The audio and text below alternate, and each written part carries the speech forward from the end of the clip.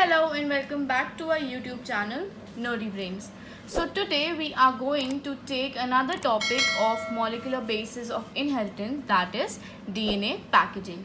If you want to look onto the other topics which we have covered of molecular basis of inheritance, you can click on the I icon above. So let's not waste any more time and start.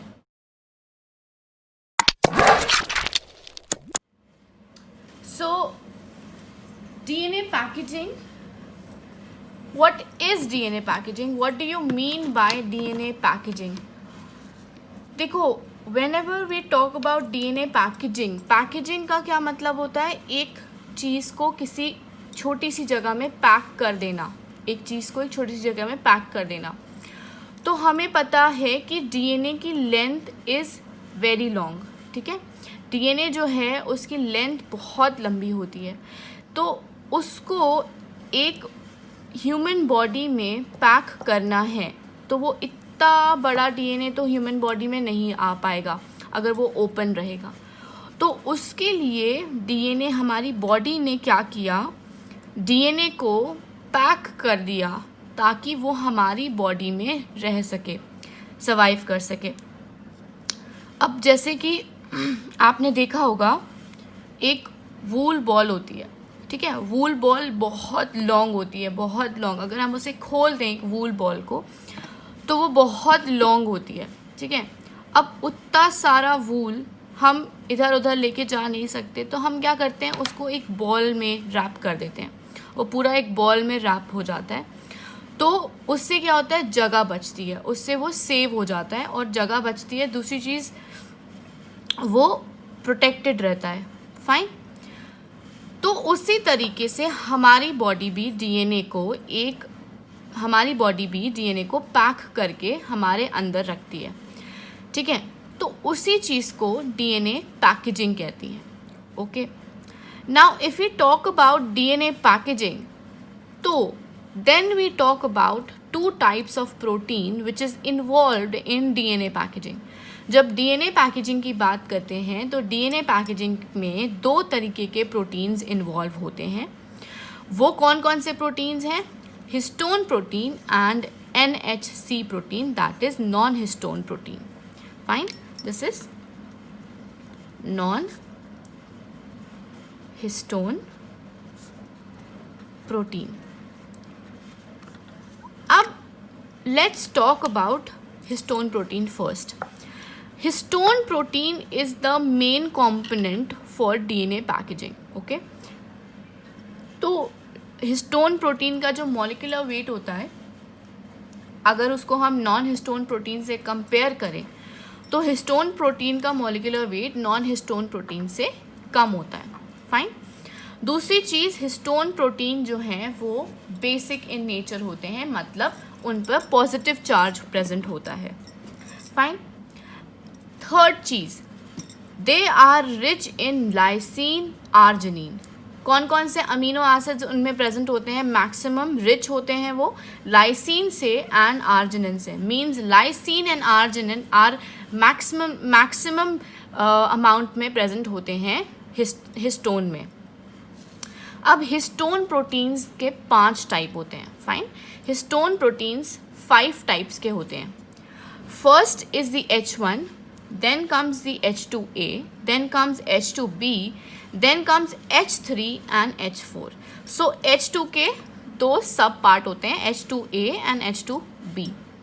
Fine. अब H1, H2A and H2B, ये जो 3 histone proteins हैं, ये इनमें सबसे ज़्यादा present होता है लाइसिन अमीनो एसिड. ओके. तो मतलब they are rich in lysine and the richest one is the H1. मतलब H1 में सबसे ज़्यादा अमाउंट में लाइसिन प्रेजेंट होता है. मीन्स कि H2A एंड H2B में भी लाइसिन अमाउंट ज़्यादा होता है, लेकिन H1 के कंपैरिजन में कम होगा, एंड H1 में सबसे ज़्यादा लाइसिन का अमाउंट प्रेजेंट होता है.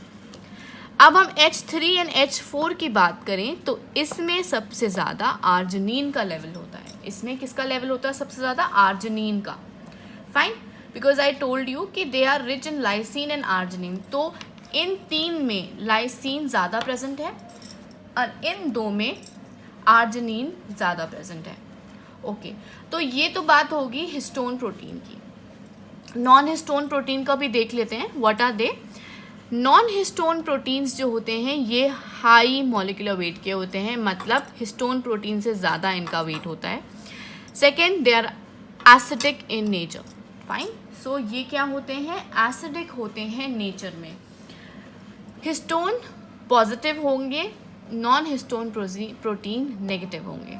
Fine, now they are rich in tyrosine and tryptophan.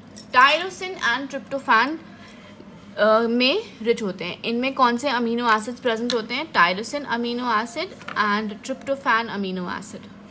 Okay, अब NHC protein, that is the non histone protein, ये भी प्रोटीन 3 टाइप के होते हैं। They are also 3 types. First is the structural and scaffold one. Fine, इसमें आप structural बोलो या स्कैफोल्ड बोलो, तो स्ट्रक्चरल और स्कैफोल्ड। दूसरा आता है enzymatic, that is DNAP and RNAP। तो DNAP RNAP ये दूसरे तरीके के हो गए। Third is the regulatory protein and इसको हम HMG प्रोटीन भी कह सकते हैं। अब इस रेगुलेटरी प्रोटीन का जो फंक्शन होता है वो ये होता है कि ये कंट्रोल करता है gene expression. Fine, this control gene expression. So इन 3 का काम क्या है, मतलब NHC प्रोटीन का बेसिक वर्क होता क्या है DNA पैकेजिंग में। They help in the like जब पैकेजिंग हो रही है, DNA जब कॉन्ट्रैक्ट होकर पैक हो रहा है एक जगह पे, तो उस कॉन्ट्रैक्शन में they come and help and they support the DNA and the histone protein ताकि वो आपस में रैप हो सकें। ओके, अब हम बात कर लेते हैं what is basically the structure. तो स्ट्रक्चर बनता है DNA पैकेजिंग के बाद, तो वो कैसे बनता है, कौन कौन से प्रोटीन लग रहे हैं हिस्टोन के एंड DNA कैसे रैप हो रहा है। तो DNA wraps around histone protein octamer.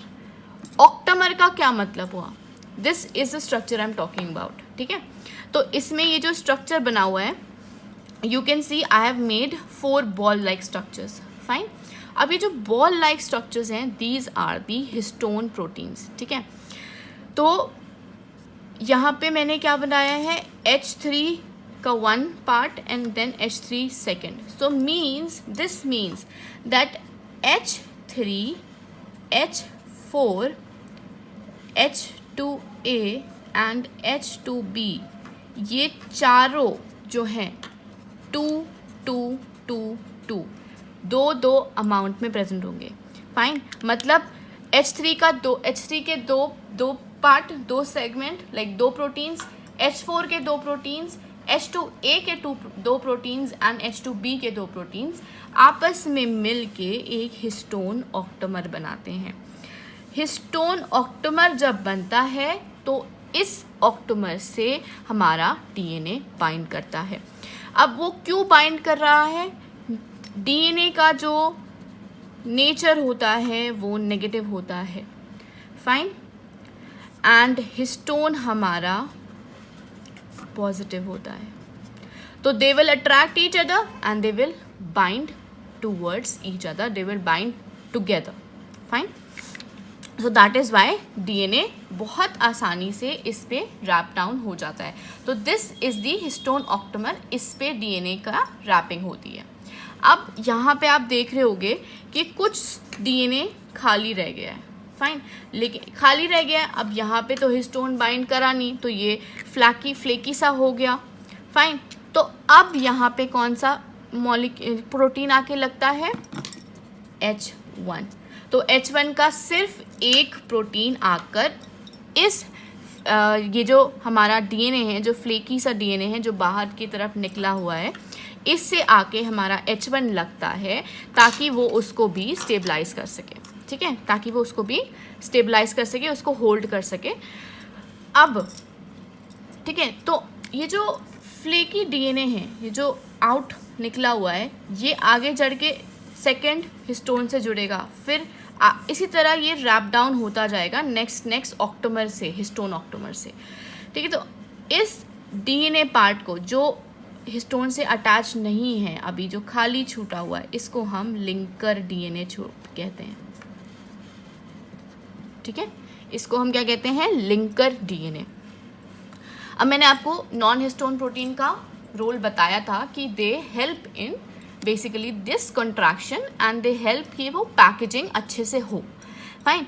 तो दूसरा काम मैंने आपको एक और बताया था कि लास्ट जो पॉइंट मैंने बोला कि रेगुलेटरी प्रोटीन जो होते हैं ये आपका जीन कंट्रोल में हेल्प करते हैं। तो वो कैसे हेल्प करते हैं? अब आपका डीएनए है वो आपके हिस्टोन से रैप डाउन हो गया, ठीक है, रैप डाउन हो जाता है। तो जब डीएनए और हिस्टोन प्रोटीन्स आपस में रैप डाउन हो जाते हैं, उसको हम कहते हैं न्यूक्लियोसोम। इस पूरे स्ट्रक्चर को हम क्या कहेंगे? न्यूक्लियोसोम कहेंगे। This is the name for this structure. DNA plus histone protein will be known as nucleosome, okay. So जब डीएनए आपके हिस्टोन से पैक हुआ और उसने न्यूक्लियोसोम बना लिया, तो अब आप देखो हिस्टोन है, हिस्टोन जुड़े हुए हैं और हिस्टोन पे डीएनए अटैच्ड है। तो क्या डीएनए की कभी एक्सप्रेशन हो पाएगी जब तक डीएनए से हिस्टोन अटैच्ड है? नहीं हो पाएगी, क्योंकि कोई फ्री स्पेस नहीं है। डीएनए से हिस्टोन लगा हुआ है, कोई फ्री स्पेस नहीं है डीएनए पे पॉलीमरेज आके बाइंड करे या आगे प्रोसेस हो, उसके लिए कोई फ्री स्पेस नहीं है। तो फॉर एक्सप्रेशन हमें क्या करना है? हमें हिस्टोन को अलग करवाना है। हिस्टोन रिमूव होगा या हिस्टोन जो है अनस्टेबल होगा, तभी डीएनए का एक्सप्रेशन हो सकता है, फाइन। तो अब यहाँ पे काम आता है हमारा regulatory protein, that is the HMG protein, ठीक है। तो ये जो है हमारा रेगुलेटरी प्रोटीन, ये क्या करेगा? ये जो तुम्हारा न्यूक्लियोसोम बन गया था इस पे आएगा और हिस्टोन के साथ लगेगा और उसको अनस्टेबल कर देगा। जब हिस्टोन अनस्टेबल हो जाएगा, जब हिस्टोन अनस्टेबल हो गया तो क्या होगा? डीएनए से वो रिमूव हो जाएगा, और जब वो रिमूव हो जाएगा तो डीएनए फ्री हो जाएगा for expression, for further replication और व्हाटएवर डीएनए में प्रोसेस होने हैं। तो उसके लिए वो एक्सप्रेशन के लिए डीएनए जो है वो मिल जाएगा हमें, ठीक है। तो ये बेसिकली काम है नॉन हिस्टोन प्रोटीन के। तुम्हारे जो रेगुलेटरी प्रोटीन है उसका बेसिक रोल ये है कि वो एक्सप्रेशन में, डीएनए एक्सप्रेशन में मदद करता है। अगर डीएनए के साथ हिस्टोन लगा हुआ है, अटैच्ड है, तो उसकी एक्सप्रेशन नहीं हो पाएगी, डीएनए की एक्सप्रेशन नहीं हो पाएगी। For that regulatory protein histone पे अटैक करेगा और हिस्टोन को अनस्टेबल कर देगा, जिससे हिस्टोन रिमूव हो जाएगा, और हिस्टोन के रिमूव होने से डीएनए फ्री हो जाएगा for expression. DNA can be expressed now, ठीक है। तो this is the basic role of a non histone protein. दूसरा रोल मैंने आपको बताया कि वो कॉम्पैक्शन में मदद करता है, ठीक है। अब ये तो चीज़ हो गई, ठीक है। अब मैं आपको बताती हूँ कि कैसे पूरा डीएनए रैप होता है और कैसे एंड तक क्या हमें रिजल्ट मिलता है उससे, ठीक है। तो देखो मैंने ये स्ट्रक्चर बना रखा है डीएनए का, this is our DNA, fine. अब ये जो डीएनए है, ये डीएनए कितने नैनोमीटर का है?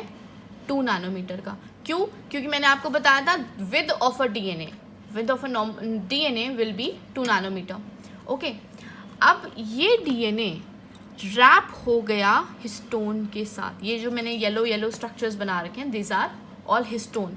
तो पहले डीएनए आया, हिस्टोन लगा, हिस्टोन पे डीएनए रैप हुआ, फिर दूसरा हिस्टोन आया, उस पे रैप हुआ, फिर तीसरा आया, उस पे रैप हुआ, ठीक है। तो अब जो विद हो गई डीएनए की और हिस्टोन की मिलाकर जो स्ट्रक्चर अब हमें मिल रहा है, इसकी जो विद हो गई वो हो गई तुम्हारी 10 नैनोमीटर। विद बढ़ गई क्योंकि हिस्टोन लग गया तो थोड़ा सा अपना वाइडर हो गया वो, ठीक है। तो this was a double standard DNA after attaching of the histone protein. This is the nucleosome structure, मतलब न्यूक्लियोसोम्स बनते जा रहे हैं, फाइन। अब similarly the process go on, fine. This This process go on and a nucleosome superhelix is formed. What is formed? Nucleosome superhelix. इसको हम bead like structure भी कह सकते हैं. क्यों? क्योंकि आप देखो ऐसा नहीं लग रहा कि एक धागा है और उसमें बीड्स लगी हुई हैं. अगर यहाँ पे भी देखो ऐसा नहीं लग रहा कि बीड्स लगी हुई हैं, मोती मोती से लगे हुए हैं एक धागे में. फाइन. तो इसीलिए हम इसको बीड लाइक स्ट्रक्चर भी कहते हैं. तो जब यहाँ पर ये 10 नैनोमीटर का बना तो न्यूक्लियोसोम स्ट्रक्चर बना. उसके बाद क्या होगा, और भी न्यूक्लियोसोम बनते जाएंगे और डीएनए कॉम्पैक्ट होता जाएगा और ज़्यादा हिस्टोन प्रोटीन्स, हिस्टोन ऑक्टोमर आके लगता जाएगा और डीएनए की कॉम्पैक्शन होती जाएगी. ठीक है. अब इसके बाद इसकी विड्थ भी बढ़ेगी, क्योंकि सब जाहिर सी बात है कि अगर कोई चीज़ लगती जा रही है तो उसका वो वाइड होती जा रही है. फाइन. तो उसका विड्थ हो जाएगा 30 नैनोमीटर. उसके बाद क्या होगा, इतना ज़्यादा कॉम्पैक्शन हो जाएगा कि we'll only be able to see a thread like structure. ठीक है. हमें क्या दिखेगा, एक क्रोमैटिन फाइबर मिल जाएगा. ठीक है. मतलब डीएनए और हिस्टोन इतना ज़्यादा कॉम्पैक्ट होते जा रहे हैं तो हमें एक क्रोमैटिन फाइबर मिल जाएगा. फाइन. अब इसकी विड्थ हो गई 300 नैनोमीटर. फाइन. अब नेक्स्ट आता है, क्या आता है, पार्ट ऑफ अ क्रोमोसोम. अब ये जो स्ट्रक्चर है ये कॉम्पैक्शन करते क्या बनता जाएगा, एक क्रोमोसोम का शेप ले लेगा. ठीक है. मतलब ये जो पूरा हमारा क्रोमोसोम है ये हमारे हिस्टोन और डीएनए से बना हुआ है. फाइन. हिस्टोन से और डीएनए से बना है ये पूरा हमारा क्रोमोसोम का स्ट्रक्चर. ठीक है. क्योंकि हमें पता है क्रोमोसोम में ही डीएनए होता है, तो डीएनए और हिस्टोन से बना है हमारा क्रोमोसोम. तो this is one part of chromosome. ये पूरा कॉम्पैक्शन हो गया है डीएनए का, and DNA has been wrapped around lots of histone octamer. अब इसकी विड्थ 700 नैनोमीटर हम कह सकते हैं, क्योंकि ये वाइड होती जा रही है. And then in the end we get a chromosome which is basically 1400 nanometer wider. ठीक है. This is the diameter of the chromosome. So this is the entire metaphase chromosome. If you see, I have marked this particular portion, like this is the portion which you can see here. Fine. After whole compaction, this part is this part, and after this compaction, ये जो red part है वो इस chromosome का यहाँ का part है. तो मतलब पूरा जो डीएनए था हमारा वो हिस्टोन ऑक्टोमर में रैप अराउंड हो गया है, एंड अब उसने एक शेप ले लिया, and that is the chromosome we talk about. Okay. तो chromosome is basically histone and DNA. So this is whole different nanometer fibres of DNA, जो कि डीएनए एंड हिस्टोन से बनकर एंड में हमें क्रोमोसोम एक मिल जाता है. ठीक है. अब अगर हम इस क्रोमोसोम की बात करें तो इस क्रोमोसोम में क्या होगा ना, अगर हम इसकी स्टेनिंग करते हैं तो हमें कभी कभी जब हम स्टेनिंग करेंगे तो हमें कुछ पार्ट लाइट दिखेगा और कुछ पार्ट डार्क दिखेगा. मतलब कुछ पार्ट में ज़्यादा स्टेनिंग होगी और कुछ पार्ट में लाइट स्टेनिंग होगी. अब ऐसा क्यों होता है? बेसिकली जो डार्कर पार्ट होगा, that part we will call that part as heterochromatin, and जो लाइट शेड देगा, जो लाइट स्टेनिंग देगा क्रोमोसोम का पार्ट, उसको हम क्या कहेंगे, euchromatin. Now what is heterochromatin and why are we getting the light and the dark staining, वो हम पढ़ लेते हैं. What is heterochromatin and what is euchromatin. So अगर मैं बात करूँ हेटेरोक्रोमैटिन एंड यूक्रोमैटिन की, तो मैंने आपको बोला कि अगर हम एक क्रोमोसोम को स्टेन करें तो हमें कुछ पार्ट डार्क मिलते हैं एंड कुछ पार्ट लाइट मिलते हैं. लाइट स्टेनिंग होगी कुछ पार्ट में डार्क स्टेनिंग होगी. तो जिन पार्ट में डार्क स्टेनिंग होगी उसको हम हेटेरोक्रोमैटिन कहेंगे, और जिस पार्ट में लाइट स्टेनिंग होगी उसको हम यूक्रोमैटिन कहेंगे.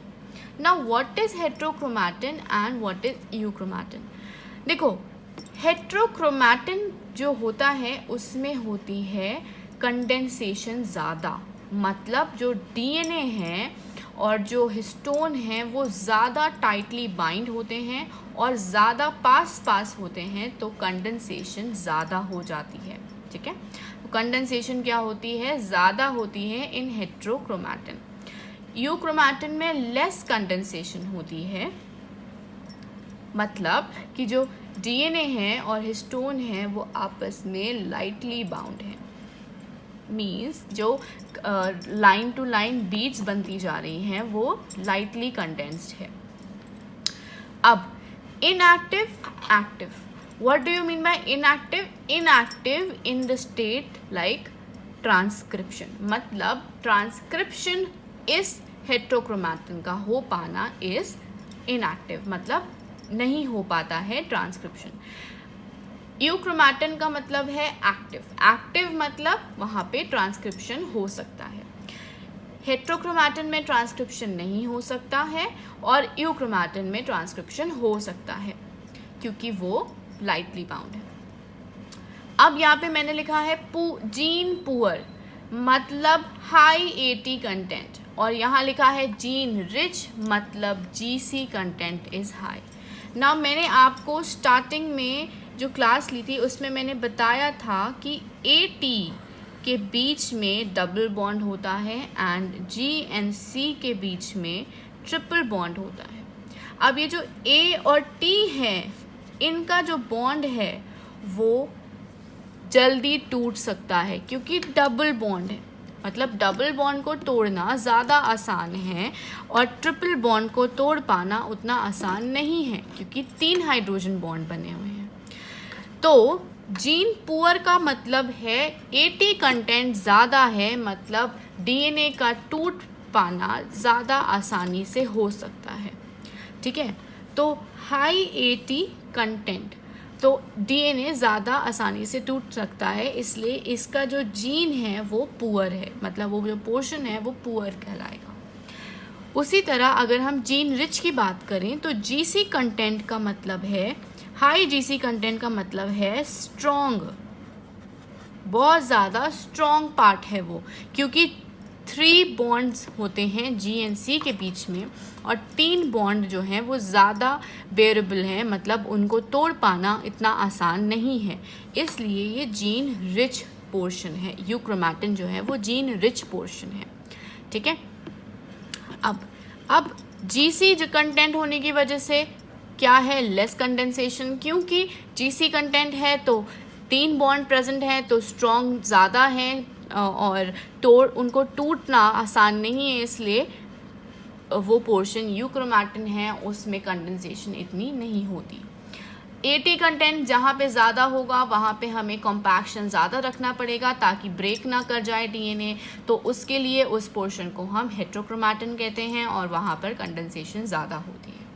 इसी वजह से हेट्रोक्रोमैटिन जो है वो डार्कर स्ट्रेन देता है क्योंकि ज़्यादा कंडेंसेशन है, ज़्यादा अब्जॉर्प्शन होगा, एंड लाइटर स्ट्रेन देता है यूक्रोमैटिन क्योंकि कंडेंसेशन कम है तो कम स्ट्रेन अब्जॉर्ब होगा। तो यहाँ पे मैंने एक क्रोमोसोम बनाया है, तो इसका ये पोर्शन आप देख रहे हो, दिस क्रोमोसोम का इस पोर्शन को हम, पता है ये क्या कहलाता है, इसको कहते हैं टीलोमेयर। ठीक है, तो जो क्रोमोसोम का टीलोमेयर होता है और जो सेंट्रोमेयर के पास का रीजन होता है, this is centromere. Fine, this is centromere. तो जो टीलोमेयर का रीजन है और जो सेंट्रोमेयर के पास का रीजन है वो जो है वो heterochromatin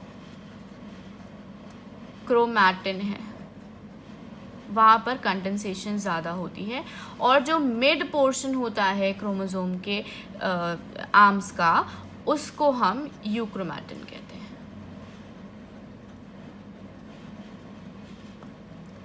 okay, so this is what a heterochromatin and a euchromatin is. So that's it for today guys. I hope you guys have liked it, and अगर कोई भी doubts हैं तो आप comment section में पूछ सकते हो, और if you like my class then please hit the like button and share it with your friends also. अगर आप मेरे चैनल पे न्यू हो, हमारे चैनल पे न्यू हो, तो आप प्लीज़ एंड प्लीज़ हमें सब्सक्राइब करें and hit the bell icon so that you can get all the updates. Thank you so much for joining in. Bye bye. See you.